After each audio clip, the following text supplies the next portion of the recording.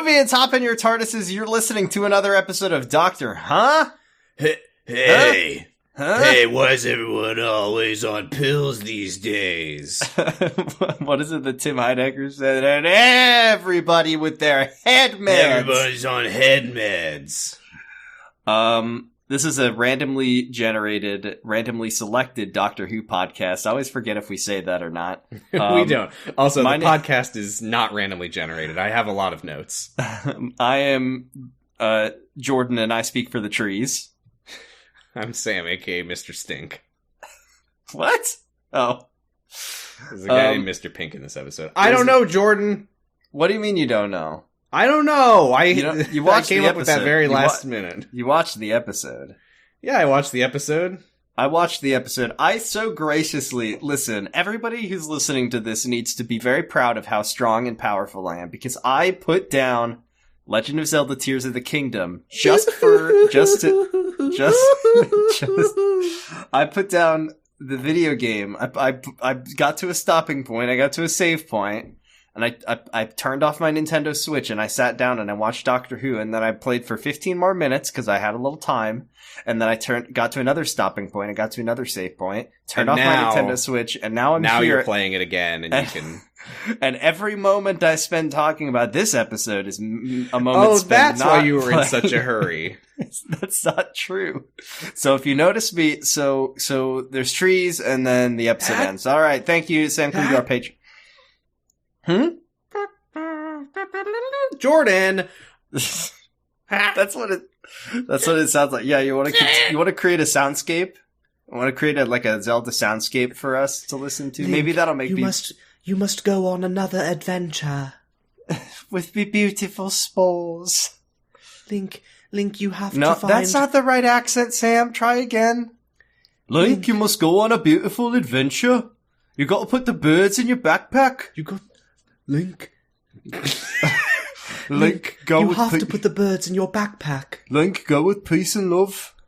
Link, you'll want to bring your sturdy water bottle on this adventure. You know, we are currently really in the water bottle, the backpack era of Zelda games, if you think about it. So this is season 8, episode 10, the Lorax. You're doing it this time. The Lorax. Nope. Okay, no, you're not. This is series 8, episode 10, In the Forest of the Night, written by Frank Cottrell Boyce, directed by Sherry Folkson. And folks, on this episode, I thought it was mostly fine. Pretty good. It was, honestly, it was pretty good, and Clara was okay. I actually liked it quite a bit until Clara put on that bloody hockey mask and got out a chainsaw and started chasing the children around. See, I did see you having some issues with Clara, and I couldn't really figure out what the problem was. Oh, you liked the part where she wanted all the kids dead. When did she want all the kids dead? Do you not remember the part where the doctor was like, I can save all of the kids, and she was like, no. Let them die. Let them die. It's not their choice to live or die. I think that's fine. Clara's smart enough to make the decision to kill the children. Clever enough. Oh, by the way. Oh, yeah, hold on. Let me control F. No, 5. I counted very good. Wrong, 6. 6? Oh, because he said the trees were clever, too. That's right. Oh, my God. That's gotta be a record. And she said clever girl, too, which is almost like when she says clever boy. Also, before, I know we'll get to it, the clever count was 4 in the span of a minute. They said clever, clever, back to back, and then one more time before they leave, they were just like, also, by the way, before I leave, by the way, clever. Yeah, there was a little parting clever shot. It was really something. But I did mostly like this episode. Me too. Didn't the review? We checked the reviews, and didn't they say it sucked shit and was the worst episode? The review said it sucked shit and that it was the worst episode ever made. It wasn't it wasn't as good as Ranskorav Kolos, but I was pleasantly surprised by this one. I liked the premise. I liked seeing the overgrown London. I'm gonna say maybe this makes me sound like a rube, but I was very impressed with the production. It mostly didn't look like shit. Most of the time I was like, damn, how'd they do that? Would you say they worked so hard on it? I think they probably didn't work very hard on this. Can one. I say what they probably did is they probably dragged these fucking kids out to a forest and then put some, like, signs and bikes around, is probably what they did. That was the thing, though, was there were shots that had, like... So there's this cool there's, like, they can, like, do technology now. Did you know? I know, I thought it looked good. That's all I'm saying is I thought it looked good. You know what didn't look good was the part where all of the newscasters on Earth were talking. That looked like shit. That was weird. But let's just get into it, shall we? So you can get back to your precious video game. We begin this episode. I was drinking a cup of water in the video game. We begin the episode with a girl who we learn her name is Maeve, and that if anyone has ever listened to My Dad Wrote a Porno. Shut that up. name is Stop. that name is what? We don't need to talk about Maeve. No, because there's one thing I remember about Maeve from My Dad Wrote a Porno, and it's the humpin' skunk. We don't need to talk about it. Yes. If anyone doesn't know what that is, go listen to the podcast. It's a great podcast. You'll have a great time. Have fun. Sam's Wreck. I just had to say it, so I won't need to say it later, because it's the only context I've ever heard this name before. And I didn't know it was spelled like that either. Not always. Anyway, she finds the TARDIS. She's in the woods. She's lost. She's alone. And she knocks on the door of the TARDIS. The doctor sticks his head out. I did like his intro in this episode because she says, "Excuse me, sir, I'm lost." And he just goes, "It's that way." And he just goes back inside. That's okay. Real quick. I think this is my favorite showing out of Peter Capaldi. Yes. He's fucking funny in this episode, and he's such a weirdo, and I love it. Yes, and this, as if I wasn't already convinced, nothing could convince me more. Robot of Sherwood was an 11th Doctor episode. It really that they gave to Peter Capaldi. Like, they didn't change how he acts. He just is acting like Matt Smith in that episode. It's so weird. He's a quirked up white boy. He's super into Clara and really jealous of her being interested in Robin Hood. And Capaldi's a little freak on this show, and I love him. Yeah, and also... another thing that we noticed in Thin Ice that was completely absent in Robot of Sherwood, which I believe... Was that the first Capaldi episode we saw, or the it was the second. The first one we... No, wait. It was the first one. Let me check the sheet right now. Haha. Thin Ice was our 11th episode, and Robot of Sherwood was our 15th. So we had already seen Thin We had Ice. seen him, yeah. But yeah, completely absent in Robot of Sherwood. The Doctor, the 12th Doctor is such a weird alien man. He's a weird alien man, and he's kind of rude, and I like him. There's a scene in this where it implies that he can't tell humans apart. So this child is running. He's like, he tries to get her away from the TARDIS, but then she asks him if are you the Doctor, and then he's like, okay, and then he lets her in the TARDIS. Yeah, he's also very confused. He's surprised and confused about the trees, and we'll find out why in a second. He takes her into the TARDIS, and I really liked his explanation to her of the size of the TARDIS, where he goes, "You know how when you drink a Coke, it's this big, but it has this much sugar in it." I thought that was very cute. And yeah, she has a good line here where he's like, if it's not clear, this is like what, like a 8-year-old girl? I don't know because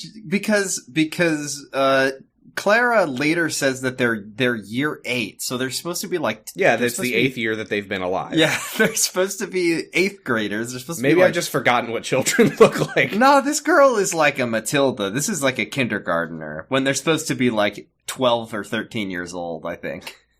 Okay, fair enough. Something went horribly wrong with this casting is what I mean. But I like when he's surprised and like kind of irritated that she's not like mind blown by the TARDIS, and he's like, it's usually people mention the size. I'm surprised you didn't mention it. And she goes, I just assumed it was supposed to be like that. And she says that the reason that she went looking for the Doctor was because, quote, Miss Oswald was talking about him, but that also that maybe she says a lot of things like are in her head. Like, is this in my head? She's a mind reader. She's Matilda. This is the thing, is they try to make it like there's some intrigue about like, can she like read minds? Does she just have a very overactive imagination? But in her head, she heard Clara talking about the doctor. So, and she knows about so she clearly knows about the doctor. She's clearly got some kind of psychic power. She also talks which, about, by the way, yeah, is never really explained other than she's traumatized, therefore psychic? If you become traumatized enough, you become psychic. Cool. She also this is one of those episodes where, much like Mark, you just have to assume that the writer wasn't thinking about anything that they were writing. They worked hard on it, but they didn't work hard when they wrote it. Because if they were thinking about the things they were writing, then Frank Cottrell Boyce has some very strange takes about mental illness and medication. So the doctor is having problems with his TARDIS because he's like, I'm trying to get to central London, but I'm stuck in the middle of this damn forest, and I just can't figure out, like, it says the navigational matrix is working just fine, but I'm still in this forest. And then we hear the TARDIS's famous computer voice, where it says, "We have reached our destination, Central London." What's the city they're always ending up in, or always trying to get to? I don't remember. I don't remember either. It's like Norwich or something like that. Scrimpton. Yeah, it could literally anywhere. Crumsley on Brighton.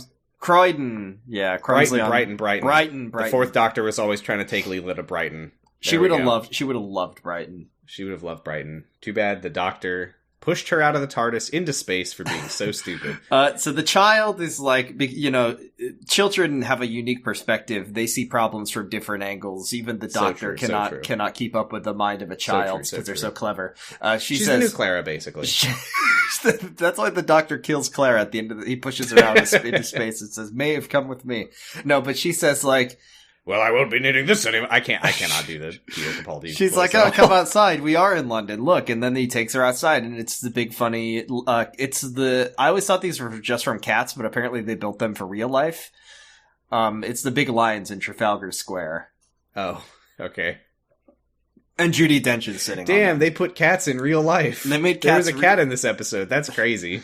Yeah, and give them the award for working hard on this one. The camera like zooms out, and all of London is trees, and it looked good. It looked really good. It did look pretty good. I mean, somebody played The Last of Us, is what I thought when I was watching this episode. Is that they were like, "Wow, what if a city had trees?" A lot of people played The Last of Us. At least at least 10 people played The Last of Us, and one of them was the writer of this episode. Mm-hmm. So we go to what turns out to be the London Zoological Museum. Clara and her Is this a thing? Teacher? Is this a thing? Or is this insane? What do you think? The museum sleepover? Yeah, is that a thing? Yeah, that is a real thing. That is a real thing. They want to see if it comes to life, and Ben Stiller is there. No, I never did a museum sleepover, but I definitely have seen like posters. What do you for them. get out of sleeping over at a museum that you can't get by going there? Do they like let you touch the mummies? The exhibits don't come to life during the daytime. What a stupid fucking question. Right. I'm sorry. I've just never gotten to do one. I truly don't know. I don't know if they like. I really have no idea. I've never done one. Because this is a thing. This is So all the kids wake up. Yeah, we meet Mr. Pink, who is Danny Pink. We will call him Danny for the rest of the episode. Yeah, she's like he's a math teacher, I think, at Clara's at Coal Hill, which reminder is the school from the first episode of Doctor Who, and also Remembrance of the Daleks. And there's and shout out to Bradley the Flashaholic with his 9,000 These days lumen. every Bradley has a tactical flashlight. He takes out his tack light and fucking blasts the corneas off of one of his classmates. And using the strobe effect, you can stun any would-be attackers. He stuns all of his classmates, and then Danny's like, I told you to leave your 9,000 lumen GX 950 with excellent UI at home, Bradley. Clara is also here. I don't know if we made that clear. Well, you can tell that she's here because there's a constant noise of people clapping. You can tell she's here because there's a clever counter on screen. Yeah. No, I thought I liked Clara this episode, was fine except for the part where she said, "Let's kill all the children." I think it was cool that she decided the fate of the kids. And the fate being that they all die. Listen. Clara's reasoning for wanting to kill the children is that she didn't want to hear them complain about losing their parents. Okay, so, we'll talk about that when we get there. But yeah, Bradley takes out his tack light, which we only mention because it will be important later. And yeah, they're leaving the museum. It's the morning after the sleepover. See, I kind of like this moment because, like, when the kids wake up, you see they're like sleeping in a cave. The teacher's there, and then having just seen the big overgrown London forest, you're like, did they know? Are they outside? Are they in a cave? Like, what's going on? But then it, like, then you realize, they're just in a museum. And there's a lot of, like, kids stating facts and being curious and asking questions in this episode, which... Yeah, there's a little girl named Ruby who, casting 8. note, Mm-hmm. this girl was the voice of Peppa Pig. Oh, that's why I was why my Peppa Pig, my Peppa meter was Your full at the Peppa end meter of it. was overflowing. And she's like, Mrs. Oswald, why has the tree's got so many rings? And Clara's like, that's such a clever question of you, Miss Peppa. I was laughing my ass off when I came across this in my notes after watching the episode because she's like, oh, why? Because there's like a huge cross section of a tree stump at the museum, and why is this one ring thick and red? And Clara says, it must have been a good year to be a tree. And I wrote in my notes that it's got to be some weird ass metaphor for the Doctor's life or something. What does that mean? You think that they cut that man open and he's got rings inside of him? What are you talking about? I thought that later in the episode they would do some shit where it's like, and it's like the rings in the stump. Why is Leo Boykovich the voice? Like the rings in the stump. But no, it comes up later in a very silly way that is not the very silly way that I expected it to be. Since the last time we recorded, I started watching The Sopranos, and I thought you were going to say Secret Life again. No, I'm not that damaged. But the fact that I know that at some point Steve Sciarippa is going to show up is, like, scaring me. Like, I don't know how I'll be able to handle seeing him in a TV show again. I mean, I've seen him with Tim and Eric making My Eggs. If you love her, you're going to be with him forever. Don't mind the fact that I'm standing on a grave as we speak. Anyway. Listen to Jurgen it. So, the security guard unlocks the door to let them out. But the door's not opening. The door's not opening. Push children, and they push, and then the whole, not just London, but the whole planet is covered in trees. And yeah, Mr. Pink, Danny, doesn't see what's outside. One of the kids, like, squeezes out through the gap in the door and says, "Sir, where are we? And more importantly, when are we?" You and did he says, it! What do you mean? What do you mean? And then he goes out, and the whole planet is covered in plants, and not in the way that it usually is. I like the implication, the way you read that, like, he went outside and somehow came to the conclusion that the whole planet was covered in plants. Like, he was like, whoa, it's all of Earth, I've decided. But it is, here's a part that was a wild thing to hear the Doctor say. Clara calls the Doctor on the payphone or something. Yeah, is this a thing? She has a phone. I mean, I guess he just has a phone. He has a phone on there. He calls people with it, so I guess she has his phone number. Yeah, I guess so. Is it like a time phone? Could she call him no matter when he is? Yeah, I think so. I think she can just call the TARDIS. And she's got this, like, she's smug because she thinks that she's seen something interesting that the Doctor would want to see before he saw it. Mm-hmm. And then the Doctor says a real fucking line where he says, there's anything that I haven't seen already is because I don't want to see it. Even my life is too short to go see Les Miserables. Ha ha ha ha ha ha ha. Funny. I don't know how long it is. Probably too long. I probably agree with him. It's so long. But it's so long. That is a hell of a thing for the Doctor to say. That so feels like it's kind of the opposite of. Is the Doctor like? Will he go to see any musical that isn't that length? Is he like? I loved Dear Evan Hansen. It was a brisk 2 hours. I loved the Muppet movie. What is the Doctor's favorite musical? The Muppet movie. Bye Bye Birdie. He's a big fan. He likes bad musicals. The number of times that I have seen Bye Bye Birdie because of you. The really funny thing is that when we had a DVD player in our family Honda Odyssey, and one of the movies that we had in there was Shrek, and then the other one was Bye Bye Birdie. And I would put on Bye Bye Birdie, but then I wouldn't watch Bye Bye Birdie. Yeah, I'm aware of this. The first time I ever engaged with the plot of Bye Bye Birdie was when I was in high school, because I was in the very bad musical Bye Bye Birdie. And that was the first time I ever learned what happens in it, because I never actually watched it. I knew what happened in it, Jordan. I knew it all too well. How often were we going on car rides that were the length of Bye Bye Birdie? Jordan, I have seen Bye Bye Birdie, you'll find, 1,000 bazillion times. Because I would just make our mom drive around in circles so you could enjoy the movie. I would say, don't get out. Sam has to watch Bye Bye Birdie. He has to see the scenic route today. I just need to see. I need to know if Conrad's going to go into the army, if he's going to get that one last kiss.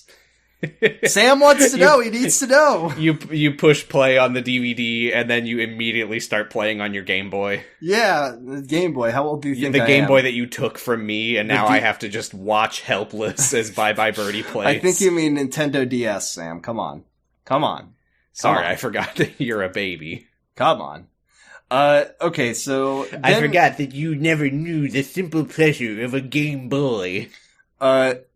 So then the doctor's like, by the way, there's a child on my TARDIS, and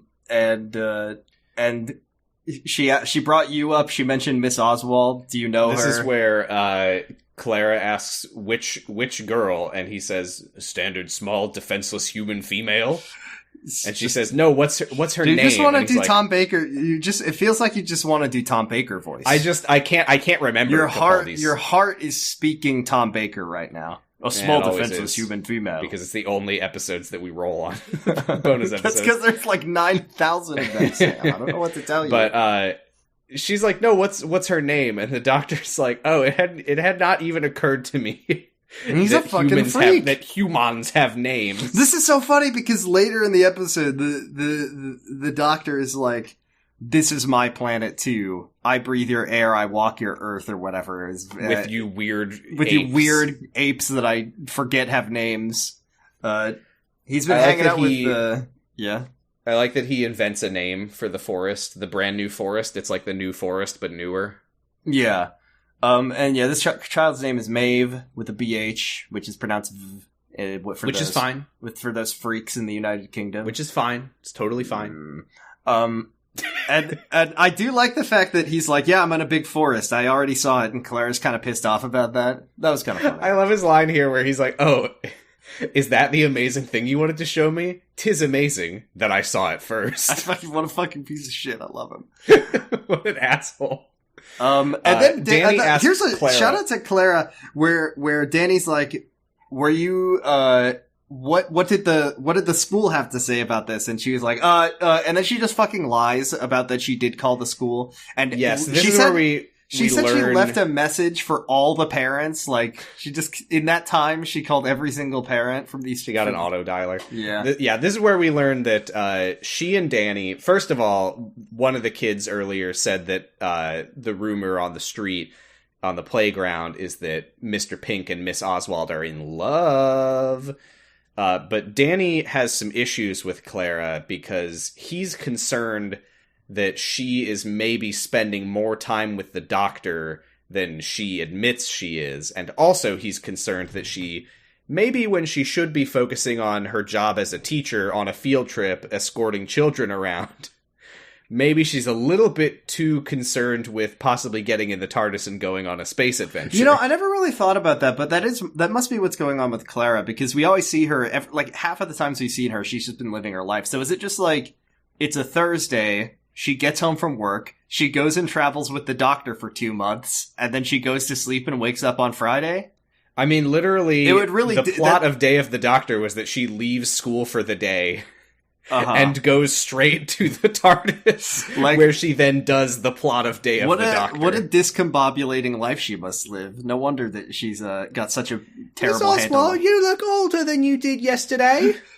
No wonder she's losing kids left and right, and we learned that she wasn't keeping up with her grading. She just can't handle it. She's got too much on her plate. Yeah, and that's what Danny's issue is he's like, can you please focus on the fact that you are currently, what is the word? Someone supervising, chaperoning. Yeah. God, I'm old.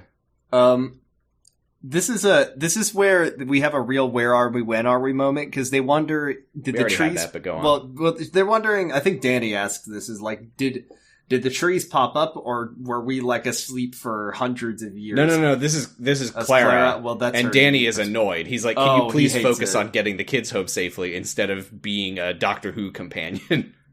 Listen, you don't get a day off from being a Doctor Who companion. So we will learn later, Until you and die. when I say we, I mean you and I watching the show in the wrong order, because people would just know this. But we will learn later that Danny, he is a veteran. He's been in the army. He's seen things. Or whatever. And that comes through in this moment when he really like takes charge with the kids, and he's like, all right, kids, we're gonna blah, blah. He's like assigning roles. He's like, Bradley, you're our navigator. You're gonna da-da-da-da-da. Ruby, you're gonna be Peppa Pig. You're gonna talk about tree facts. Give us I need tree everything. facts to keep I need morale up. everything we do. I need And everything Clara, you know about trees. She's fucking into She loves it. She's soaked. She loves it. This is where we see every news channel on Earth, I think. I think we get the shot of Earth, the big apple, but it's a green apple in space 8 because it's billion covered people. in trees and plants. And They're just cutting to all these different newscasts. Oh, we're here in India. There was going to be a cricket match, but now there isn't. no, we because gotta play the cricket in the field- forest. Also, the plan is going to be to start by burning pathways for essential services. They're gonna go out on their balconies and clap for the tree Inferno Makes sense. squad.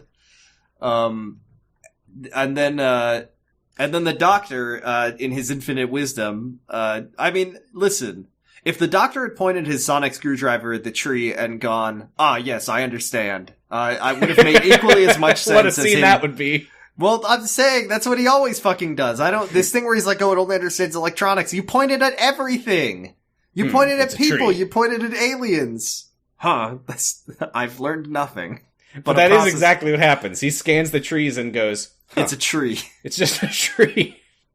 And then Maeve is like, actually, from my unique perspective as a child with an imagination and also mental illness, we'll find out later, trees can communicate. That's how they know to all start growing at the same time. And then the doctor says, you fucking stupid child. No, he actually says nothing. He says nothing, but he doesn't like it. And then she says, actually, doctor, with my unique perspective, you don't need a phone to communicate because I haven't called my mom. And so I know she's worried about me without having to talk to her. Oh, get owned. And you the old doctor- bitch. And the doctor's like, the mind of a We child, if you think about it. We go over to Maeve's mom, who is on the phone with Maeve's dad. They're arguing about who was supposed to pick her up.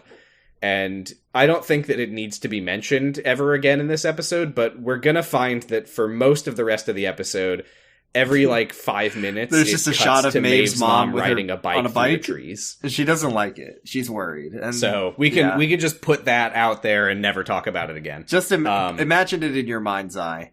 So Ruby, the inquisitive child, is asking Clara about these trees. Yeah. And this never actually comes up. I thought that it would be more important, but it's really not. But she's like, what's up with these trees? Because we learned that trees have flowers or nuts or fruit. Some of these trees have flowers and nuts. And Clara says, that's weird. And then that's not relevant at all. So I don't know why that was in the episode. And then listen, Bradley hasn't been knocked down a peg anytime recently. So one of his classmates is like, if you touch a nut, you'll die, Bradley. And then they all laugh at him. This boy, I don't know if these children are recurring characters, these specific children. I hope they are, because this kid, Samson, I think was his name, who is teasing Bradley about his nut allergy, has one of my favorite lines in the episode later. And yeah, he's just Is Samson the one with the hey Bradley, if one of those nuts touches you, you might die. That'd be funny. Is Samson the one with the Yankees hat? I think he had a hat on. I think he had headphones and a hat. If he is the kid in the Yankees hat, good lad. They arrive in Trafalgar Square and they see the TARDIS parked here. And Danny says, "Excellent navigation, Bradley. Way to go." And Bradley says, then, this was a very strange part. Is the part where Bradley says, "Can we take a selfie with my Game Boy camera?" And You're forgetting the magic word.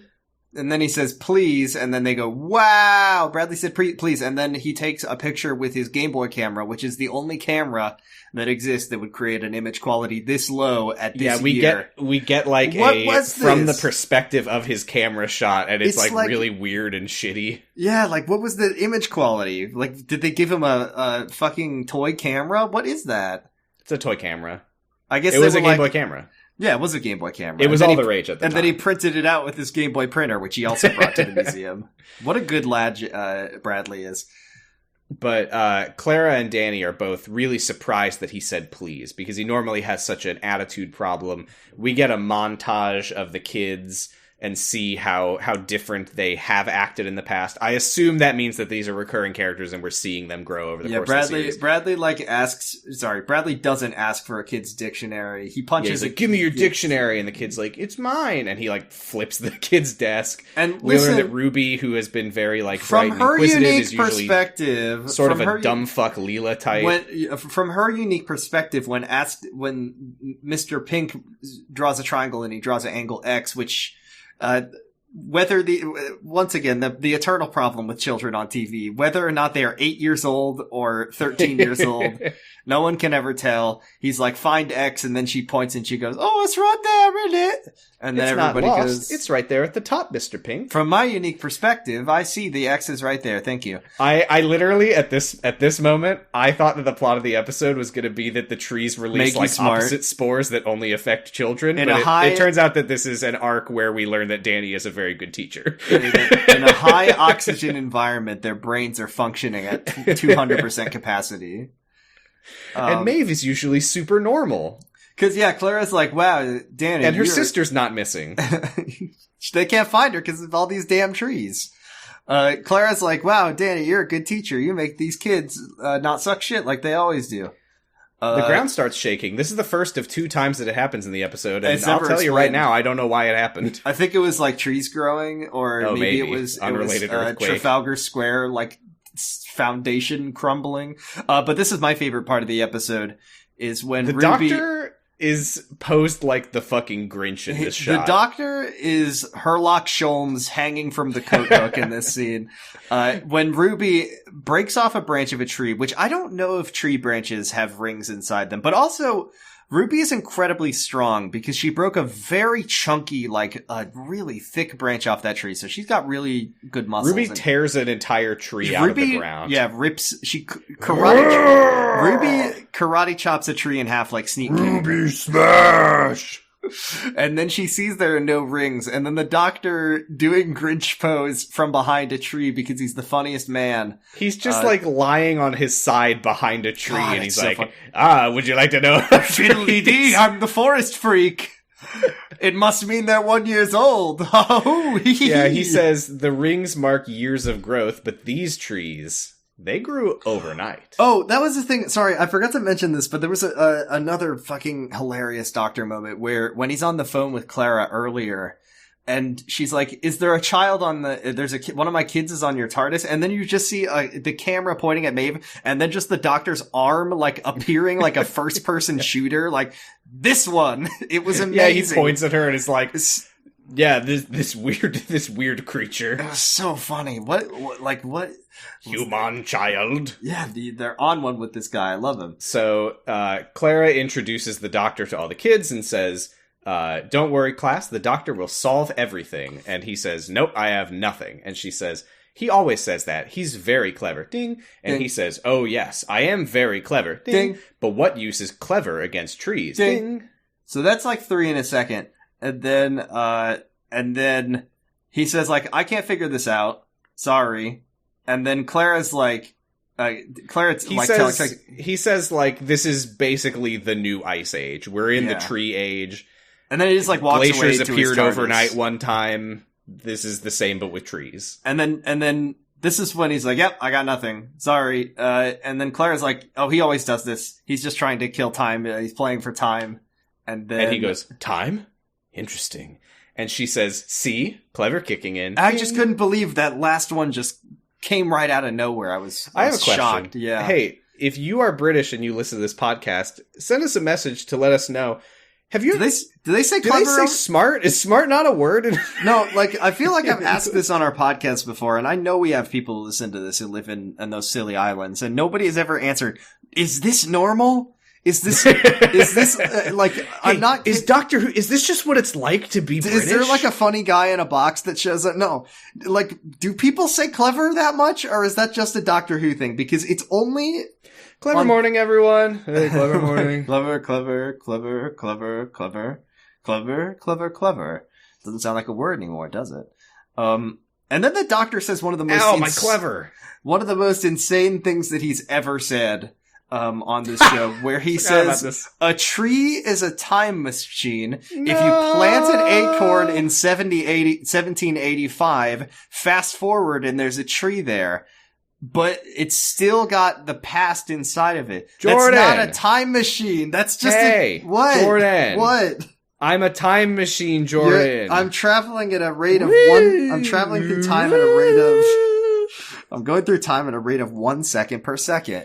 I'm a very boring time machine. If you cut me open, you'll find organs dating back to 1993. What does that mean? Is this like, we're gonna get into the fucking ship of Theseus here soon, where he's like, oh, then a human goes through their cells every 8 years. How many Sorry, years I old just had a vision. are you? I just had a vision of one of the trees popping open and the master jumps out and says, "Hey!" That's the one thing. That's one of the major things that New Who is missing. That Classic Who had is that the Master is just like whenever the Master show. We haven't seen him in the new show, but like he doesn't show up very much, and he shows up and it's like, and it's like a cliffhanger. But in the original show, he'll just take off a Scooby Doo mask and then he'll be there like cackling and putting together a big cartoon bomb. And I just think that the and show also his TARDIS is a Roman pillar. It's the funniest shit I ever seen. Wait till we see him on the show. I'm sure it'll be disappointing. Okay, so I don't want to think about that. One more clever for the road. All trees are time machines. I do know that in the movie he's played by Eric Roberts, the doctor from the Stalked by My Doctor movies. All the kids file into the TARDIS. Ruby, who knows science facts, say trees clean the air. We gotta leave don't cut down those truffula trees, Onsley, please. I thought this was interesting. Clara speculates that the trees might have been like planted by aliens that's what was to like purify the atmosphere before they invade. That felt like the direction that the episode was gonna take. But then the Doctor, that was an interesting hypothesis. Immediately he shoots that down. So he says, no, of course not. And why are all the kids' homework books on the TARDIS? Did they just leave them here? Okay, no. So this was something that Danny brings up later because he finds a stack of books of the children's homework on the TARDIS console, and he's like annoyed at it. We find out later it's because they're all dated. He realizes that Clara, the reason that she hasn't finished grading all these homework assignments is because she left them on the TARDIS. Oh, Clara! Yeah. Clara is not really into being a teacher, it seems. It kind of seems like when you get to choose between going and hanging out with your best friend Robin Hood, which is like the coolest guy ever, he's so hot, or being a teacher, Clara would rather hang out with the coolest guy Robin Hood, who's so hot. Which, I mean, that's fine. That's like, fine. I just feel like maybe she should say, quit, okay, I'll do one thing. I just don't know if you can manage I will these go two. And be a companion of a Time Lord, and then I will come back and be a teacher. You don't need, you don't even need to quit your job to do that. You don't even need to take a leave of absence. You just need to get on the TARDIS and then come back when you're ready. Yeah, the idea that Clara would be like, oh, that was a hell of an adventure. Hey, can we go and hang out in the 90s when I have no responsibilities and just chill and play Game Boy for a while? Can I just go to Spalulon 14 to the Backrub planet, please, for a week? What was the thing that the 13th Doctor said? The sentient beaches with the lobsters serving ravioli or whatever. Yeah, something like that. Dancing lobsters. Oh, but the Doctor sees one of Maeve's homework pages, and I believe that she's drawn a bunch of trees and a big sun or something, and he's like, oh my god, what is this? I need to find Maeve. What it is later. I liked when the Doctor, again, he's really annoyed that none of the kids are like, whoa, the TARDIS is cool, man. He's like, why do none of you care about the size he's very thing? sensitive and Ruby about just goes, A forest grew overnight. Nothing surprises us anymore. This Peppa kid really knows where it's at. Okay, so the doctor is about to say, I know the thing about all trees are time machines is pretty fucking crazy, but the thing the doctor says next is, like, really wild. Clara's like, you need to leave Maeve alone. She's very vulnerable. Her sister went missing last year, and she hears voices in her head, and so she's taking medication for it. And then the doctor says, like, why would you... He says, like, this is exactly what's wrong with humanity. You hear when voices... a child is speaking, you need to listen to them. Because she's not hearing voices. She's tuned into a different channel. And he says later that the fact that she's, like, traumatized and grieving means that she has opened her ears and opened her eyes, and she's listening and looking in a way that normal people don't. From her unique perspective. When your sister goes missing and you're a child and you don't know how to process that at all, that's a good thing. You become psychic. You become psychic, and you get to hear... And psychosis and schizophrenia are not real things.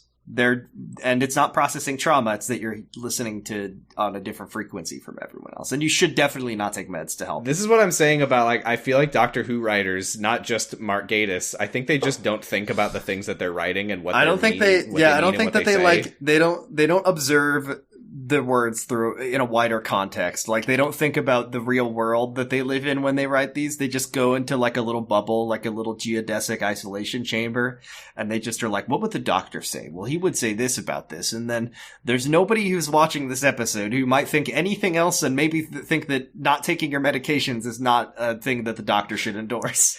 It's like the Wow Cool Robot meme, but backwards, where they're firing over my head the words Wow Psychic Child, and I'm like, medication is bad? I really liked that episode where the doctor encouraged the children to take methamphetamine. No, he's saying they shouldn't. They shouldn't take their... Yeah, right, it's their ADHD meds. Never mind. You need those. Don't need those. He chucks them out the TARDIS. But yeah, then the doctor, we find out Maeve is gone. She's missing. He uses the screwdriver to track Maeve's phone through Clara's, which is fine. That's a fine. Fair enough. Yeah, whatever. And Danny, this is where he notes that Clara has, like, immediately, with no hesitation, like, jumped into Doctor Who companion mode. And he's like, come on, we're supposed to be these kids' guardians right now. We're their chaperones, one might say. And you're here, you're just, like, trying to theory craft about what's going on. You want to go fight aliens in space or whatever. And she's like, well, she says, because the doctor's like, okay, I'm gonna go find Maeve. And Clara's like, I better go protect Maeve from him? Yeah, because he's gonna throw our medication out. He won't be needing this anymore. And then he goes outside, and then Nelson's column CGI falls over, and you see Nelson go. This was the worst the episode looked, which I think is a real compliment to the episode. It falls over, and it goes, "Oh no! Ow! My column." So the doctor then says a line: "If this is an invasion, they're already here, and they've already won." But it's not, and they didn't. This is where we get one of my favorite lines in the episode, because Danny and the kids, they hear the ground shake, and they go outside, they hear the column collapse and everything, and they go outside to see what happened. And Ruby is like, you know, Mr. Pink, you let Miss Oswald go off with that man. That's no good. You're supposed to be in love with her. And he's like, who told you that? And she said, everyone. And then the boy, who I think is named Samson, just mumbles, she's probably dead now anyway. Crushed by now, sir. Which really made me laugh. That's a good lad. We get another. So they leave to look for Clara and the doctor. But wait, what's Maeve's mom up to right now? Oh, she's no, on I her said bike? We don't need to talk about it. I just need everyone to know that Maeve's mom is on her bike. She will continue to be on her bike. Next time we talk about her, it means that we've finished all the scenes where she's riding her bike, okay? Okay. So Clara notices... Oh, I like this part. When Clara says, look, doctor, the path behind us is already closed up, but the camera doesn't turn around, clearly, because they didn't want to have to show that. We just have to take her word for it. You know, this is something I kind of liked, though, and I know that the reviews that I briefly read at the end of last week said, like, this episode is not scary, And it's not really scary, but I don't know. I liked the daytime forest setting. I liked that it wasn't like a spooky forest at night. Even though the episode is called what? In the Forest of the Night. It's a reference to the tiger poem. Okay.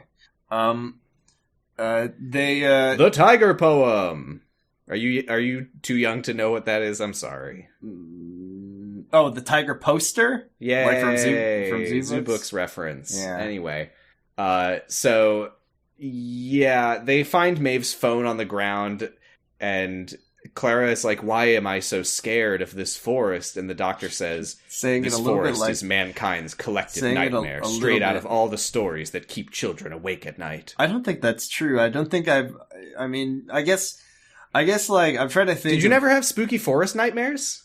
I guess not, but it's I definitely had spooky forest nightmares. It's like a very beautiful, like daytime forest. Not a spooky forest. We've already seen an episode set in a spooky forest. It was the Angels episode, where the doctor was being really fucking annoying. Oh yeah, and then the bishops were just like, "I'll die now." My turn. Bye, we Amy. then see Bye, Amy. Don't open your eyes now. Goodbye. The way you said that was making me think of Happy Ricky. Bye, Amy. Don't open your eyes now. Okay. Don't open your eyes, Amy. You're not gonna open your eyes. What? Oh, it's Maeve. Secret Life reference. Maeve is doing like a Hansel and Gretel with her school. You know supplies. what's funny? I'm sorry to derail. It's funny. I'm realizing that I said that the Ricky saying the same thing twice thing is a Secret Life Jerkin' It reference, but I don't think that we picked up on that until after we finished Jerkin' It. So yeah, Maeve is like leaving her school supplies behind so people can find her, and she's doing a little dance. She's like frantically swatting at the air around her head. It's the new dance craze, and then we see guys in like heat-proof suits, ready to burn the forest down. This is a weird thing about this episode, because looking back, because I liked the episode while I was watching it, but looking back, like, basically everything that this episode did was imply cool things that could happen, and then none of them happen. Like, she sees these men in, like, fireproof suits with flamethrowers about to start burning the forest, and there's sort of a sense of, like, intrigue and, like, but it's like, we know what they're doing. This is the controlled burn to open paths for the emergency services. Yeah. Yeah. And we never, this like... is not... Yeah. There's also, like, when we didn't mention it, but, like, when they're doing, like, the newscast montage, there's a thing that's like, so everyone stay in your homes. And then everyone does, except for Maeve's mom, who gets on her bike. Which, like, by the way, we get like another shot of Maeve's mom. Of like isolation to the episode, where there's, besides these men, there's not really like anyone else out, and like that's kind of creepy. But when you know what the episode is, looking back on it, it's like, damn, nothing happened in this episode. Well, and yeah, that's fine. I mean, I liked the episode at the time, which that's you know. I mean, the problem, it solves itself, but sometimes it can be good when a problem resolves itself, because it's not really about the problem, it's about how the characters interact and engage with it, and I think that's fine. Yeah, and Clara says that we should kill these fucking kids. Listen, she knows that that's the only way she's going to get out of doing that grading. So Maeve sets down her pencil case and runs away from the men with the flamethrowers, and then a little bit later, Clara finds the pencil case and says, "Clever girl," ding. And one of the flamethrower men says, "Stay back," and they start burning the trees, but the fire just goes out. And the doctor says, "Aha, trees control the output of oxygen. So if they stop outputting oxygen, there's nothing for the fire to burn." There's no oxygen in the air already, Doctor? Well, trees can make force fields. Can a fire only burn when a tree is nearby, Doctor? You know how when a tree dies, everyone in the area immediately asphyxiates? If a tree falls in the forest, explosively decompress like in outer space. If a tree falls in the forest and there's no other trees around, will you immediately suffocate? Yes. Yes. So be careful. Yeah, that is absolute nonsense. He calls the forest clever, ding. And this is where he shows Clara one of Maeve's drawings from the homework books. she has depicted in a very charmingly childish style a massive solar flare apocalypse. There's like a cartoon sun with like a grumpy face. God, that was so funny. Shooting a giant blast of flame at Earth.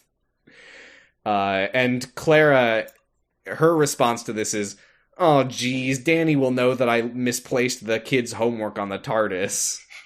She really doesn't give a shit. She just doesn't want to get caught. So this is where the Doctor says that the trees are communicating with them, but Maeve is the only one who can hear them. And then they hear wolves howling, and he says, "Oh, the trees must have broken the gates of the zoo." Yeah. That was very funny because Clara's like, wolves are out. How are there wolves here? And then he says zoo, and then she says, okay. What happens next? There's wolves, there's a... Yeah, Maeve is surrounded by the wolves. Right. And she screams, and the Doctor and Clara come running. This is where it occurred to me that at no point during any of this did they try going, Maeve! Maeve! Maeve! Maeve! Maeve! Maeve! Maeve! Maeve! Yeah, oh my god, here's the part, they gotta get to Maeve.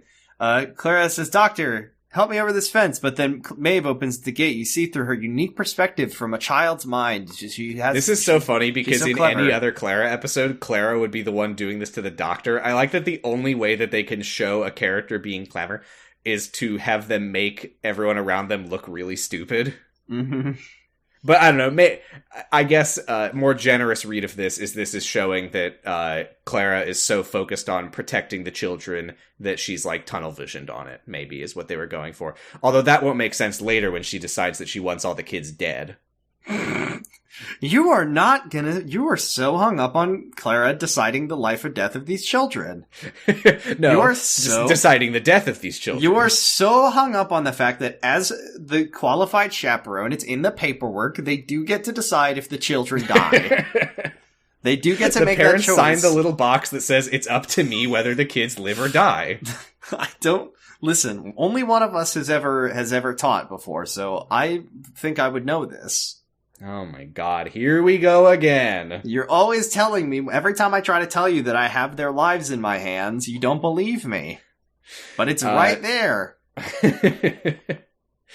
It's on the blackboard every day. Also, I'm using a blackboard. I also every day I wake up, you go to your classroom and then you write down the date of one of your children's deaths to share with the class, because we do get that's in the paperwork. It's on their file. So the wolves try to get through the fence, and the Doctor's like, "Look big and scary. These are they're what is he? They're like what's the word?" Oh, these are captive. These are wolves raised in captivity. Like, they don't really know how to hunt, so just look big and scary. And they do, and the wolves then jump the fence, but they run away. What? Because they're terrified of the approaching tiger. And then, good news, Danny... Chekhov's fucking tack light. Danny shows up with his tack light from 150 meters away. He turns this thing on 150 Ms. And this fucker can stun a tiger from 150 meters away. And the grips are so grippy, and the Hey, was this episode sponsored by Tacklight? Is this like, this is viral marketing to be like, oh, I really do need a Tacklight. 2,500 chase me. 2,500 lumens, Sam. You don't get that kind of value. And you know what I'm going to tell you? The heat dispersion of these fucking thing. You can run this thing for 15 minutes and barely feel anything. You can touch it. I mean, these LEDs, man, I'm telling you, these are great products. You need one of these. Says Danny as he arrives with the strobing effect to stun the tiger and make it leave. and then he's like, check this out. And they wait till nighttime just so he can show that he can light this fucking forest up like nobody. Bradley's like, can I have my tack light back? And Danny's like, no. I'm in charge. I need it. I have commandeered your tack light. Will I get it back once this field trip is over? No. I don't think you could trust Bradley with a machine this powerful. Look, kid, I just feel like I've really proven that I know how to handle it better than you do.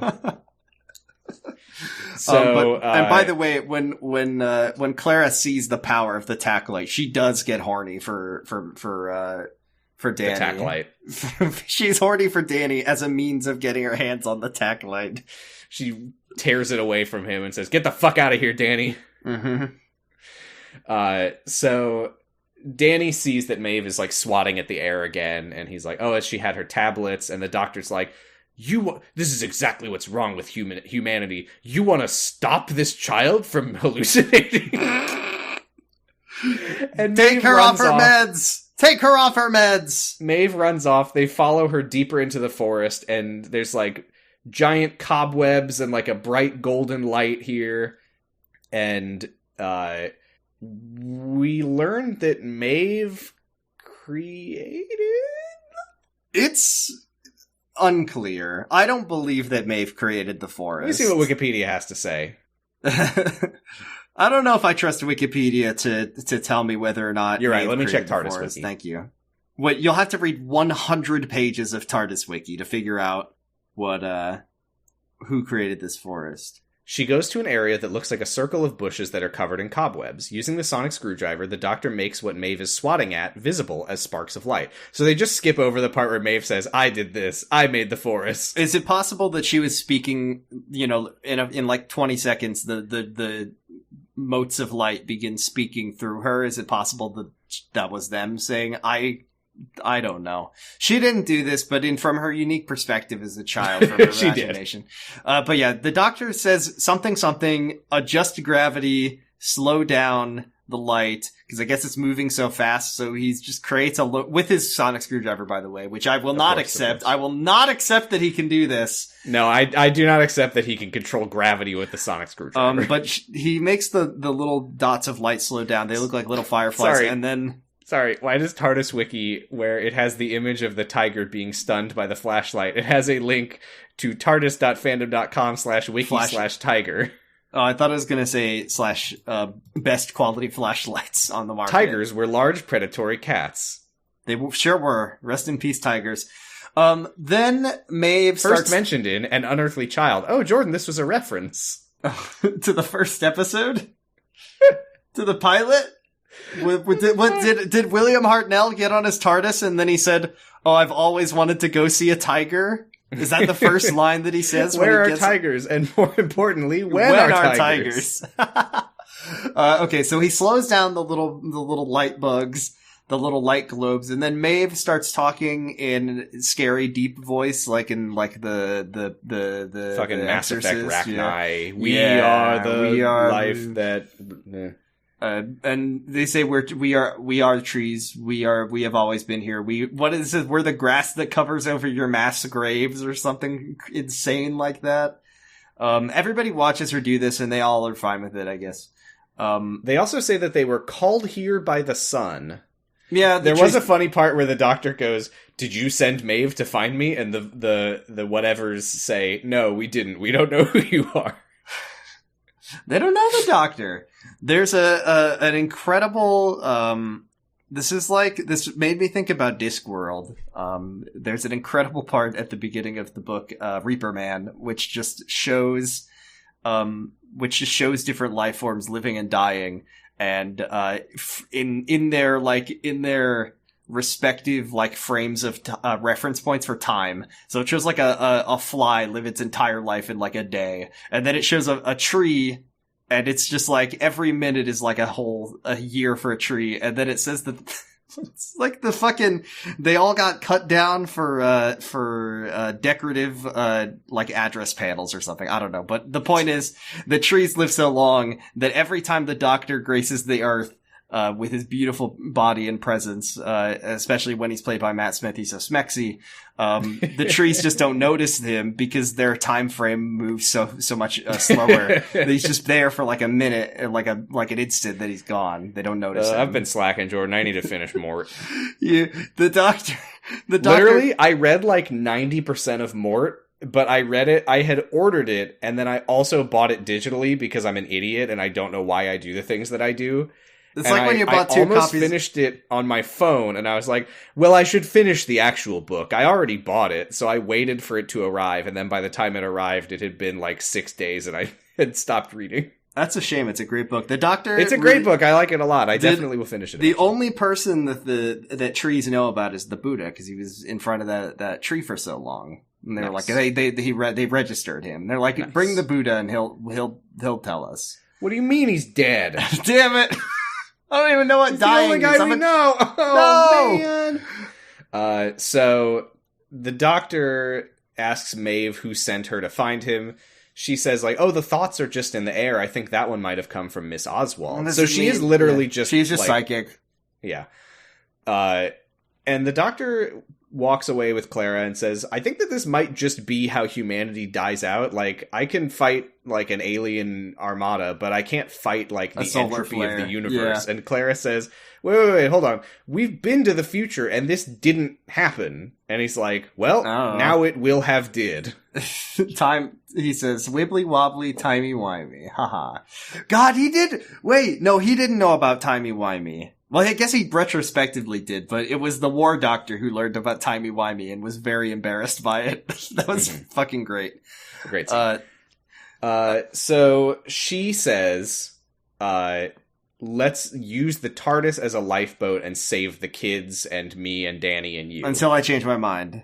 And then they go to the TARDIS. Danny sings the like Coal Hill Academy, there's a doctor at the door, creepy Ring Around the Rosie song from Remembrance of the Daleks. Their school anthem. Their school anthem. That's not what he's singing. He's singing the song from Remembrance of the Titans. He is, but I was making a joke. But everywhere we go. Anyway, the Frosted Flakes commercial. So Frosties. So they all get on the TARDIS, and then Clara, I guess on the walkover, changed her mind, as she is the decider of their fates. She says, no. She says later, this was a ruse. Oh, right. She says, okay, Doctor, get on your TARDIS. And he says, what about getting the kids in there? And then Clara says, listen, if they get on that TARDIS, I will be obligated to take care of them for the rest of my life, and I don't want that, so. She says, if you take those kids away, what are you gonna do? Just dump them on the nearest asteroid? No! He would take them to Schoolulon 9. He would take them to a place that people live. He would take them to New Earth where they could all get overdosed on moods. I mean, he could fucking take them back to 1890 and they could just live out their lives on Earth if he wanted. But he won't. So he would like, take them you're gonna dump them on an asteroid, and he's just like, I guess I would do that. Okay, I'll accept that premise. I was gonna take them to the orphanage planet. She says, they would love it there. No matter what happens, if you took those kids away and got them to safety, they would just spend the rest of their lives wishing they were with their moms and dads. So I'll kill them. So we're just gonna let them die in the apocalypse. And then he's like, okay, well, Danny's here. You can just come with me. And then she says no, because wouldn't it be... As a reminder, just so we're clear, this is not like, oh, I don't know how long the Earth has. People might die out over time, and they might have to live through the slow decline of humanity. No. This is instantaneous. There is going to be a massive solar flare today. Right now, they're about to die. And anyway... And Clara is like, but they would be sad. Let's just let them all die. And then the Doctor's like, well, you come with me, and then you won't die. And then she says, it would be cringe and fail to be the last of my kind. And she looks directly at the Doctor and smirks at him, and then he cries. That is very much the opposite of how exactly what happens. He also says, well, I could... This is nuts, by the way, because the Doctor at no point in this is he like, no, I won't do that. Or like, okay, they'll be sad that their people died, but we should still save the children. Like, he doesn't say any of that. He's just like, well, okay, I guess the kids will all die, but I can take you and Danny away. And she's like, nah, Danny would never abandon the kids. And he's like, okay, do you want to abandon the kids? It sounds like you fucking hate them. Would you like to come with me? And she says, no. What if I just Please don't make me say it. I don't want to be the last of my kind. And this is where he says, well, then why did you even suggest using the TARDIS to save the kids? And she says, because I knew that the only way to get you back here would be if you thought that you were saving someone. And she says, this time the human race is saving you. So make it worthwhile. Run, you clever boy. You clever boy. No, but yeah, this is where he says, this is my world too. I walk your earth. And I breathe your air. And I don't know and what any of your fucking names are. And I don't know what you look like. And she says, on behalf of this world, you're very welcome. Now go and save the next one. And he's what just is that? like, okay, I guess I'll go. He just gets in his TARDIS. And he leaves! He does leave. And then he could just go back to last week and be like, hey, Clara, you want to go?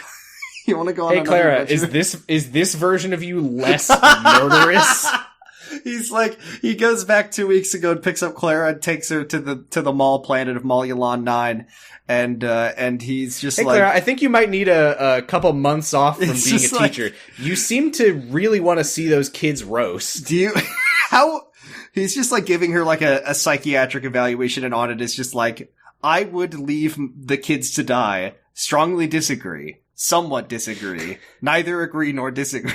She has strongly agree. Phil. Oh, jeez. A little tugging his collar. She takes a couple months off on Spyalon 9. They go back the day that they left, and she's like, oh my god, I can't believe I ever said that it would be better for all of the children to roast. Okay, children, get on. By the way, all right, kids, let's not die. What do you mean let's not die? Don't worry about it. Speaking of being terrible to the children, and having no respect for the children, we have not mentioned the fact that this is the gifted and talented program, and then at some point Clara leans over to the doctor and says they're not actually gifted and talented. We just tell them that fucking Leelas. It's the class. They're the Coal Hill Leelas, the Leela Memorial. Nothing's wrong with them. They're all just dumb as shit. They all just suck and we hate them, but we call them gifted. So I that hope they Leela's all right out there somewhere. Floating in space where the doctor left her after she failed her. Well, her she's GRE. Probably too stupid to know that she would die. She tried to get her GED and failed, and so the doctor just dropped her off. So the doctor gets on his TARDIS, and then he has a brain blast. And no, wait. What is it? They said so he leaves. Right, he goes. Clara is like, all right, everyone, let's go home. The doctor's going home, and so should we.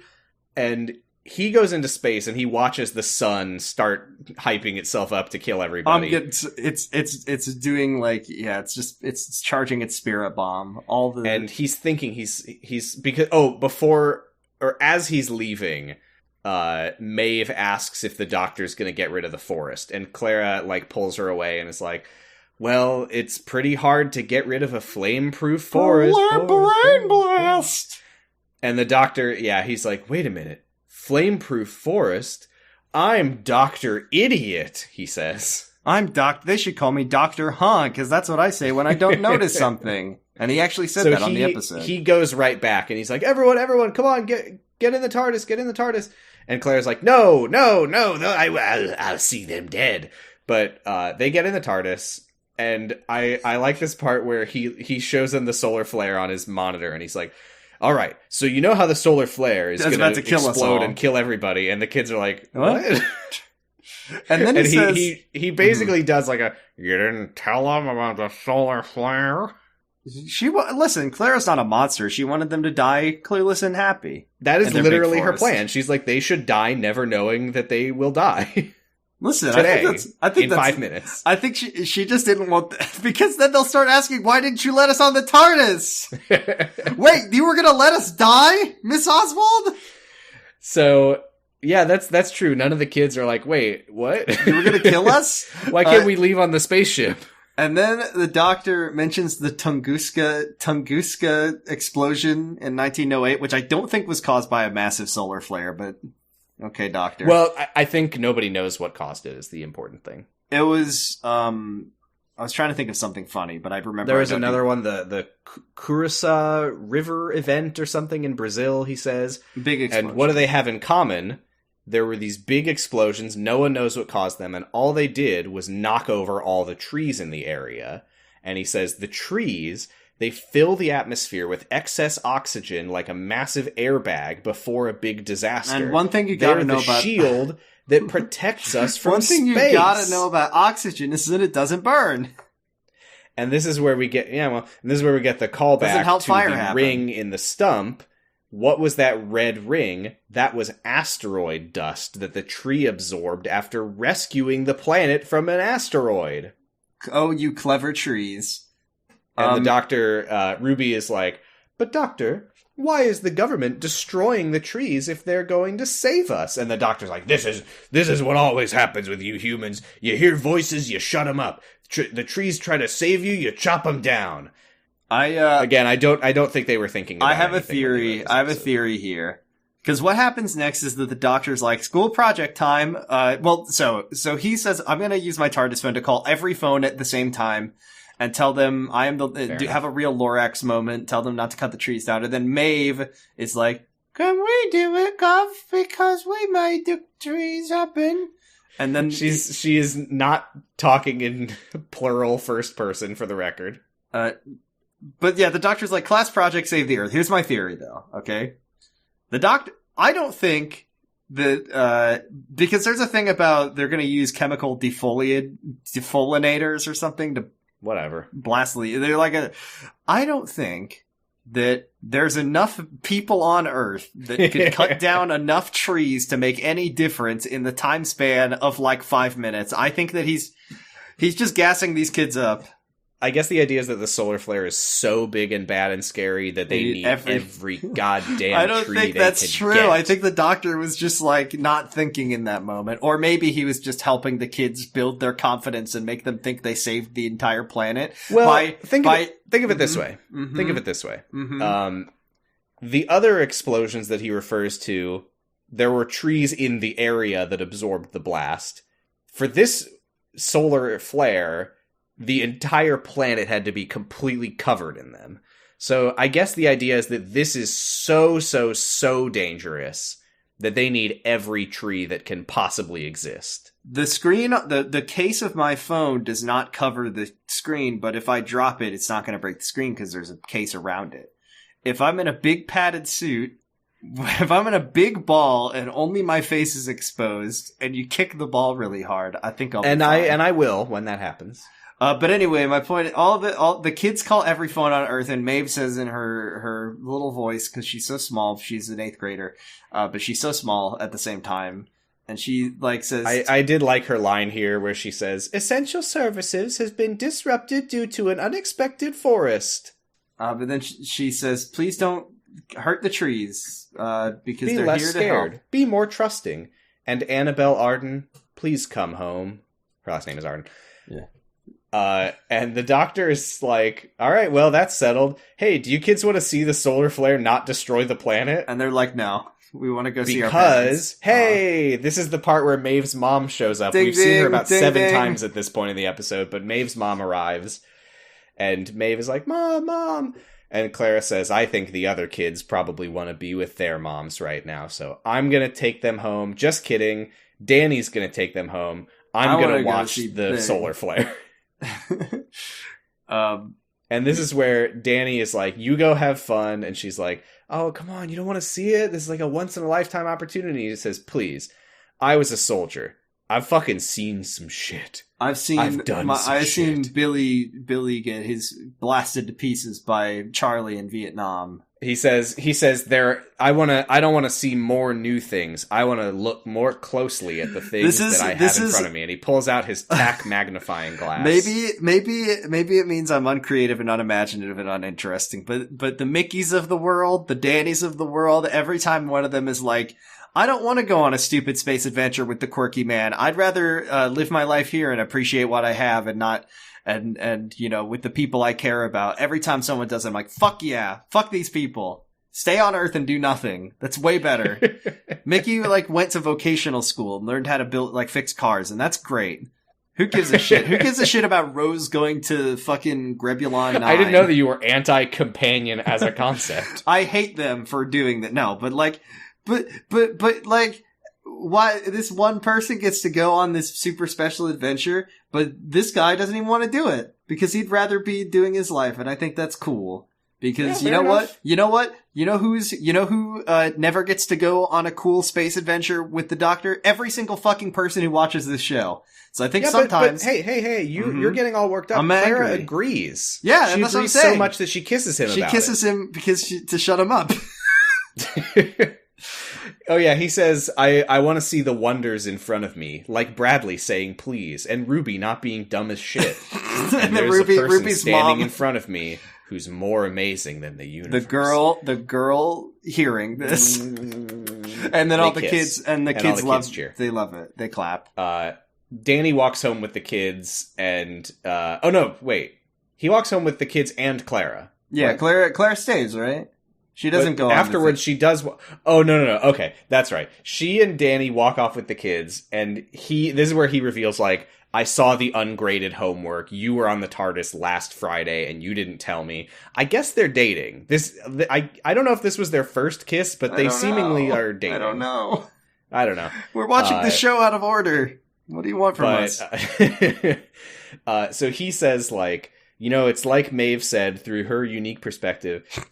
Be less scared, be more trusting. I don't want to not trust you. I just want the truth. And she is like, okay, well, I'll tell you. And he says, not now. We're literally walking the kids home from the apocalypse, you fucking idiot.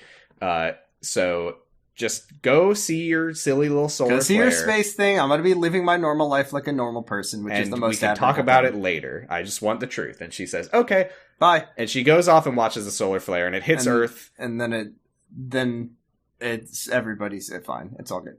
They all die. And Clara sees the kids die and says, my only regret is that I wasn't there to watch. This was our eye patch lady, where this final Pam ass woman is like cackling, and she says, "Oh, I love me a good surprise." I think she was being sarcastic. She said she's like watching the solar flare get absorbed by the oxygen trees, whatever. And she says, like, now that was surprising. And I love surprises. I think she was being sarcastic. Statistically speaking, I couldn't really tell. Statistically speaking, we'll see the lady with the eye patch again, unless she was only in that one episode and it was a trick.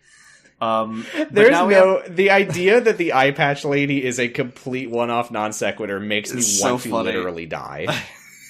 Like, I will speak nothing to the presence of the eye patch lady because I don't remember, but in my heart, that's just, what if there was, it's like, just a weird room. It's like the fucking scene from The Shining where there's like a bear sucking a guy's just like dick or whatever. Yeah, it's like the Yellow Submarine. That's weird. Anyway. Wow, it's weird.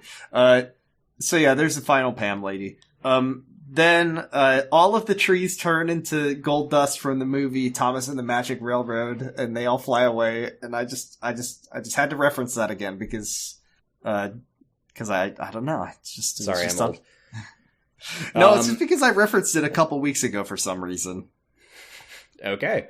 And every episode Clara I have and to the doctor, reference. they're back on Earth, and she says, how are people going to explain this? Come tomorrow. And then he says they won't. They'll forget about it. Like they forgot about the time. I did like this because this is a really consistent recurring thing with the Doctor, is being exasperated with humanity's ability to just ignore things that they don't like. If the Doctor was like, did you reconnect with any of your loved ones who came back as ghosts that one time and the Cybermen invaded? And she's like, huh? What? That would... Sorry, I was on TikTok. What? Yeah, who did you vote for in the Leeds election? I don't think she lived in Leeds, but I mean... And then he says, like, you put all this stuff in They let everyone vote for that one. It was a big event. It was a landslide victory where everybody in the UK voted for Cool Ghost. I think I remember getting a ballot for that one. I was kind of confused, but I voted for the Ghost. Why wouldn't I? Todd Cool Ghost wins the election. So I like this, though, because Claire's like... Come on, we're not going to forget an overnight forest. And he says, you forgot the last one. My alarm to finish the crossword went off, but can I be honest with you, Sam? I finished it while we were recording this episode. Jesus Christ. And you were playing Tears of the Kingdom? One on each hand, baby. My God. Can I tell you, everyone's been calling it TOTK, and I literally just now almost called it TikTok. Legend of Zelda, Tick of the Talk. Yeah, they are both equally relevant to me in terms of how much I'm ever going to experience them. That's not true. I'll probably play Tears of the Kingdom eventually. So yeah, he says, he's got a line here where he says, "You always put things like this in your fairy tales and forget that they were ever real. It's your The human superpower. superpower is forgetting. If you remembered how things felt, you'd stop having wars and babies." We then get a scene where Maeve is This scene was absolute this is madness. wild. Maeve is like outside her home with her mom, and she sees like a pair of eyes peeping through the bushes. Which is a weird shot considering that we saw that happen like 3 times earlier in the episode with wolves. And then I could not tell if this was supposed to be guess menacing. like the spirit of the forest is doing Maeve a solid or something, because the bush turns into fireflies and Maeve's like I don't know what this character. I thought that we were gonna like learn more about this character, but she was just like runaway teen.jpg standing right, there. like did the trees take her away? Yeah, like what the hell was this? Did she just like run away and she was just on her phone and got a phone call from her sister? Did she come back and the trees? 'Cause I don't know if you said that the like bush vanishes into fireflies. The spirit of the forest did her a solid. Yeah, so did the trees kidnap her in the first place to force Maeve into being traumatized so she would become psychic? But Annabelle already was here, so like, what was she just gonna watch them walk in and then leave? Anyway, or were the trees like, this will be fucking cool as hell? I looked up this character to see if They're she like, ever comes get back. in the bush. Come on, it'll be awesome. She's only in this episode, so I guess that this is just like cool teen JPEG. I'm gonna send you a JPEG. Yeah? This is from TARDIS Wiki. Okay, let's see. An Earth with It's a picture of Earth, and I guess it's from this episode. It just says an Earth, which is linked to the page for Earth, presumably, with normal amounts of trees. It's very much one that should be the caption on every picture of Earth. It reminds me of the most beautiful, perfect sentence in the English language, which is, of course, vanilla is Cream's mother. She looks exactly like Cream, except she's the size of an average human mother. Average human mother. Okay, the reason I'm still looking at TARDIS Wiki is I wanted to see the way that they describe Maeve's sister Annabelle reappearing, because she slowly smiles at them, and I wasn't sure if I was going to scroll down to the bottom of the summary and it would say, revealing Maeve's lost sister Annabelle, who smiles menacingly. Yeah, like Annabelle, who is the master or something. Who will be in the next episode. She takes her latex mask off and the master's there, and his TARDIS looks like a bush now. That is just the end of this storyline. Maeve's sister Annabelle is back. Okay, great. She smiled creepily for no reason. Wahoo, yay. Great. Yay. End of the episode. Okay, real quick. Do we have any awards to give out? Do we have any awards for anybody? I'm gonna give. She doesn't get the Medal of Mickey. She doesn't get the Medal of Mickey. She doesn't get the Leela Heart or whatever, the Iron Leela. I think it's the Iron Leela. Well, she almost got it because she almost killed 8 children in this episode. She was gunning for 8 Iron Leelas. She was ready to get the medal, but she didn't get it. I absolutely am not going to give her the Sarah Jane Award of Companion Initiative. She didn't do shit. Which, to be completely fair, nobody did anything in this episode. That was the resolution. Mm-hmm. Maeve wins the fucking Monsanto Award for Environmental Excellence. Have we mentioned that this entire podcast is sponsored by Monsanto? And Tackle. I give this episode... It's a solid C for me. Really? I'm torn because I feel like talking back through it, I'm realizing how many like weird unfulfilled setups there are throughout it. But I'll give it the grade that I gave it at the time right after I finished watching it. I give it a B. C is like a fine but fun for me. C is like perfectly across the board. I didn't dislike anything, but nothing to write home from. I'll bump it up to a C+. You don't have to do that. No, because I think it's amusing. I enjoyed watching it. Fair enough. I feel like if you just redoodled the part where Clara says, because they wanted to have the big moment where she's like, Doctor, you get out of here and save yourself. But they clearly couldn't think of any way that would make sense, because that would never, ever, ever, ever, ever make sense with the way that the TARDIS works. Mm-hmm. But they just did it anyway. They were like, no, save yourself. And I'm like, wait, why? And then I like the idea that she says, go find another planet to save. Because first of all, like, his time machine. He could just go to Earth again, go hang out. I mean, if he wanted, he could literally take everyone on the planet off in the TARDIS. Yeah, but like the idea that he goes to like the furry planet where everyone's human, but they've got like cat ears and a tail, and that's his new home base, and he just has he gets to furry planet and he goes, "I'm home." Why was I wasting my time on Earth? He goes to furry planet and he visits his furry wife and beautiful furry wife and his beautiful furry child. And I didn't mean I'm home as in, honey, I'm home. But that's what I mean. I mean that this is where he lives his double life. Whenever he leaves, he can be he was gone for like 1,000 years. He probably has sired generations of beautiful furry children. Queens. He has 8 wives and 7 husbands on the furry planet. And they are all in the royal family. Anyway, yeah, I think this episode would have been a B+ if they had just made that. A B+? I liked it. I liked it. I liked it. Damn. Wow. No, I was having a really good time watching it. It was a good time episode, but it was just like a regular one. It was a regular one. And I enjoyed it. Okay, that's fine. I can't tell you what I'm not grading these on a scale of Doctor Who. I'm grading these on a scale of my enjoyment of them. Okay, I'm just surprised. B+ is pretty high. Yeah, I liked it. All right. Okay, I'm just surprised. Okay. All right. But yeah, it's a B for me. Next time on Doctor Who. Wait, is it a B? No, hold on a second. Hold on. Is it a B or is it a B+? It is a B. Okay. You said it was, it would have been a B+. It could have been a B+. If Clara didn't try to kill all the children. If Clara didn't try to kill all the children. Next time on Doctor Who, the finale begins. Clara is mind-controlled or something. She tells the Doctor, you'll never set foot in your TARDIS again. There are Cybermen here. Osgood is here with her inhaler. Remember her from Dea the Doctor? The lady from earlier who was watching the solar flare says, you know who I am. Clara tells a Cyberman that Clara Oswald has never existed. There's a part where seemingly Unit steals the TARDIS again. It must have been. I didn't catch that. Because Oswin was there with her inhaler. Osgood. I can't believe that there's an Oswald, an Oswin, and an Osgood all in the same... I'm really starting to worry that our joke that Osgood and Clara are like the same person or something. There was that line where Osgood was like, oh, my sister is so much prettier than me. And I was like, why are they bringing up her sister? All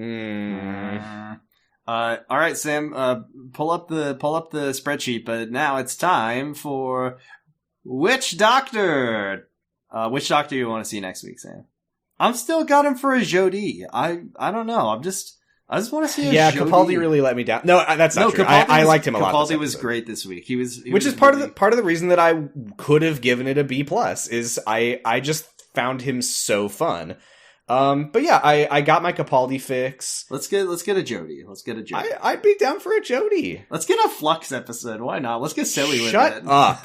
Let's get silly. I'm gonna roll one right now, and you're gonna I'm gonna take your Switch privileges away from you. No. Whoa. We have got a Matt Smith episode written by Mark Gatiss. No, I hate him. He's the worst. This is going to be Series 7, Episode 8, Cold War. Ooh, do I see Ice Warriors?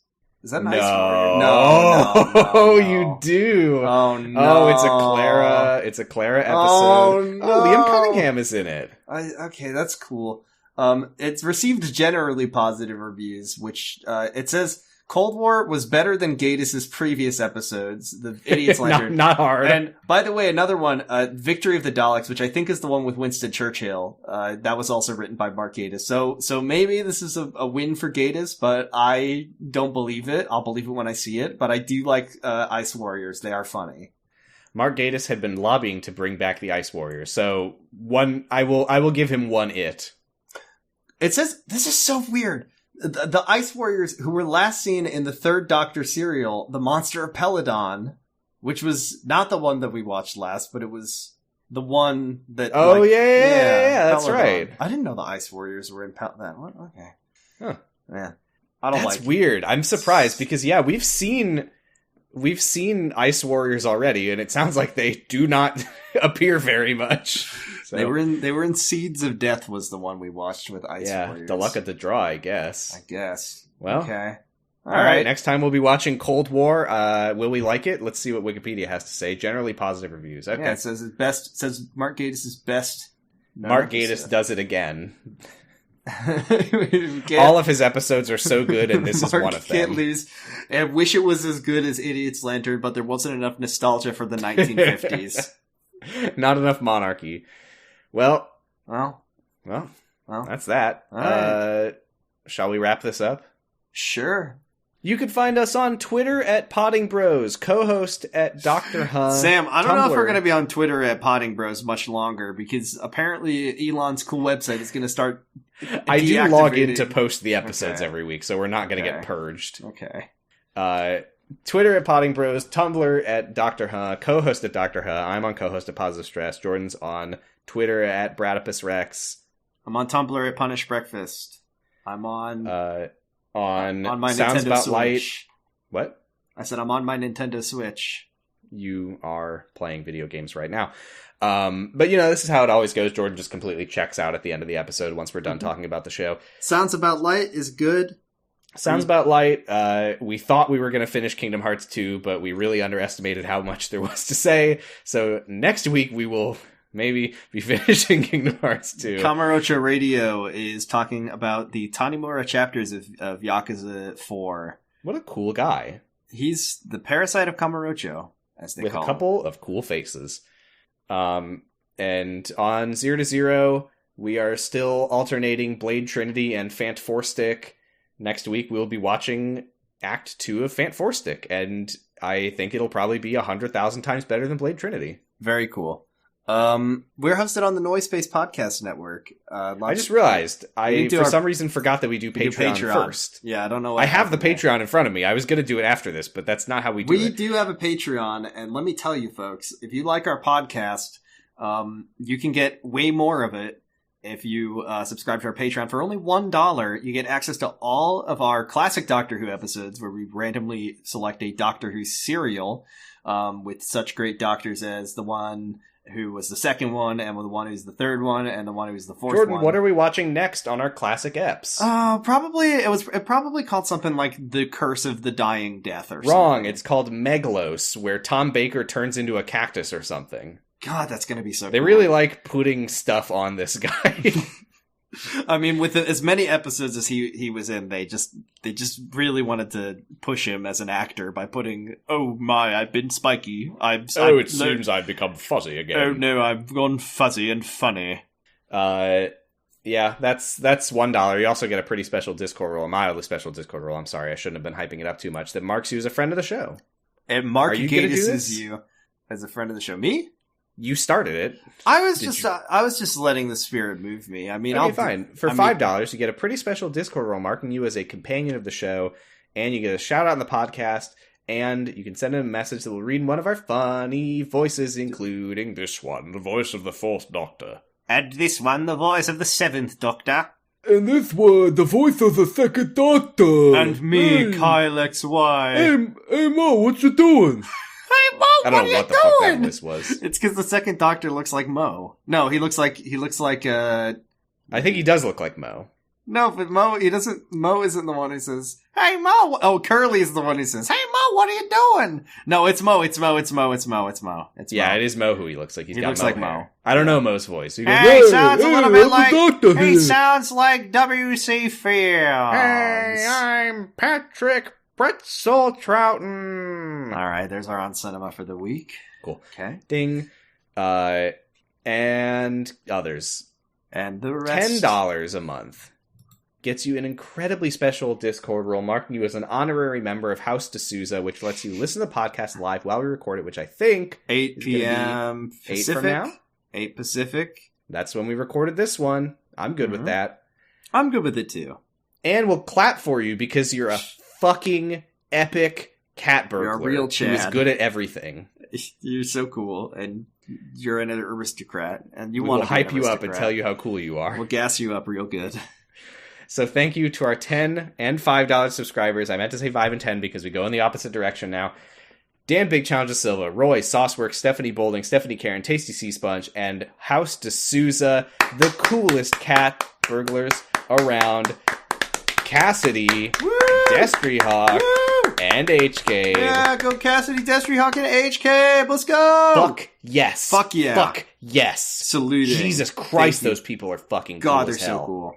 God damn. Now I can say I bet they wouldn't fuck up a cat burglary like fucking what's-her-name did. No, way better than Christina D'Souza. Christina, I literally forgot her name. Which is fine, because she was a one-off character that nobody We'll gives a see shit her about. again. No, she wasn't a one-off, because she's in at least 14 audio dramas and 15 books, and when we do... I don't remember if that was real or if you made that up, though. I came up with a great name for a prose podcast.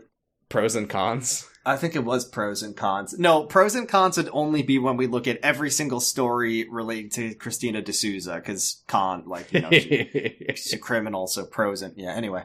No. We can start doing pros and cons. Sam. It was Dr. Ha, pros before shows. That's right. You're an idiot. And I am going to kick your ass if you ever try to play Switch or crossword puzzles. I was not actually playing the game I did do the crossword, but that was because... So fuck off. But that was just because I think you were looking something up and I got bored and I needed to finish it because I'm on a hot streak and that is important. Well, I'm going to have cut the part where I was looking something up, so it'll seem like you're incredibly unprofessional. It'd make me seem like I'm incredibly intelligent because I was making funny jokes and doing the crossword at the same time. You're dual-wielding. Mm-hmm. We're hosted by the Noise Space Network. Check out a lot of great shows on there. Check out Pot of Greed about Yu-Gi-Oh! Check out Diet Coke and Lilith's House of Snacks. Check out Sam. Yeah, check me out. I'm on 0 to 0 and Sounds About Light. Also, you can check out... Gay Fear Friends Baiting's coming back. Chainsaw Dog Sanctuary. Check out Fear Baiting. Is We Rate Queer Bait on No. Noise Space? Never mind. Don't check them out, or do. I mean, you can check it out. Lots of we great don't shows. only shout out podcasts that are on Noise Space. There's this cool indie podcast I've been listening to called My Brother and Me. They could use a little bit of extra listens. I'm sure they don't get any. Jordan, let's chat. What have you been listening to lately? Not a whole lot. I've been listening to, we should absolutely shout out the latest episode of And Also With You, an annual minute-by-minute Star Wars A New Hope podcast. I've been listening to Blowback, Season 3, about the Korean War, and I've been listening to QAA, mostly. QAnon Anonymous, for people who don't know what that is. I've been listening to a lot of Your Kickstarter Sucks. Yeah? It's a great podcast. Sounds good. Check it out. Sounds cool. All right. Listen to it. Now, right now. Turn this off. Okay. Well, Jordan. Mm-hmm. Sam, there's a time at the end of every episode where Jordan needs to segue me into something special. The Earth has been saved, and I think that we should all be thankful for the trees, but I know the Doctor didn't really do anything this week, but I still think he'll get jealous and angry if we don't appease his wrath with our weekly prayer. So can you please lead our friends in our congregation? All rise from your pews, open your hymn books, your prayer books, and join us as we recite the Doctor's Prayer. May your life flow like a river. May your days smell sweet as a rose. May your nights be calm and still as a pond. May you be as lucky as an ace in a game of blackjack. Harkness. May Dan the Nice Man smile nicely upon you. May your souffle come out just right, and if it doesn't, it literally doesn't matter. I hate that so much. And may the Doctor light your path through time, away from the screaming children begging for mercy. Excelsior! Da, da, da, da, da, da, da, Dr. Bye! Da, da, da, da, da, da, da. Dr. Bye.